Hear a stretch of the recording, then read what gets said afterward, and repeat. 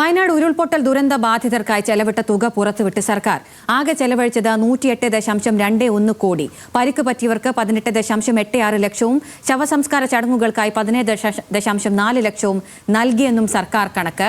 ആഷിഖ് റഹ്മാൻ ചേരുന്നുണ്ട്. ആഷിഖ്, ഇന്ന് ഹൈക്കോടതിയുടെ ഭാഗത്ത് നിന്ന് ചെലവാക്കിയ പണത്തെ സംബന്ധിച്ച്, കേന്ദ്ര സർക്കാർ അനുവദിച്ച പണം ചെലവാക്കിയത് സംബന്ധിച്ച് വിവരങ്ങൾ നൽകാൻ അറിയിച്ചിട്ടുണ്ടായിരുന്നു. ഇപ്പോൾ സർക്കാരിന്റെ കണക്ക് വ്യക്തമാക്കിയിട്ടുണ്ട്.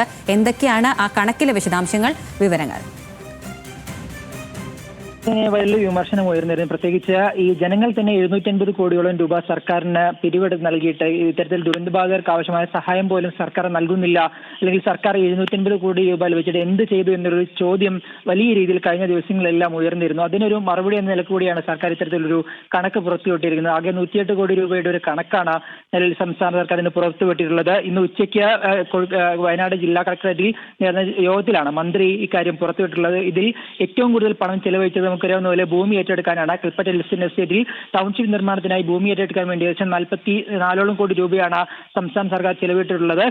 മറ്റ് ഈ ദുരന്തബാധിതർക്കായുള്ള ദിനപത്തയും മാസവാടകയും അടക്കം ഈ സംസ്കാരങ്ങളടക്കം ചെലവഴിച്ച തുകയുമെല്ലാം സർക്കാർ ഈ ഒരു കണക്കിൽ പുറത്തുവിടുന്നുണ്ട്. ഇത് പ്രധാനമായും ഒരു രാഷ്ട്രീയ ആരോപണമായി ഉയർന്ന പശ്ചാത്തലത്തിൽ കൂടിയാണ് സർക്കാർ ഇത്തരത്തിലൊരു വിശദീകരണം നൽകിയിട്ടുള്ളത്.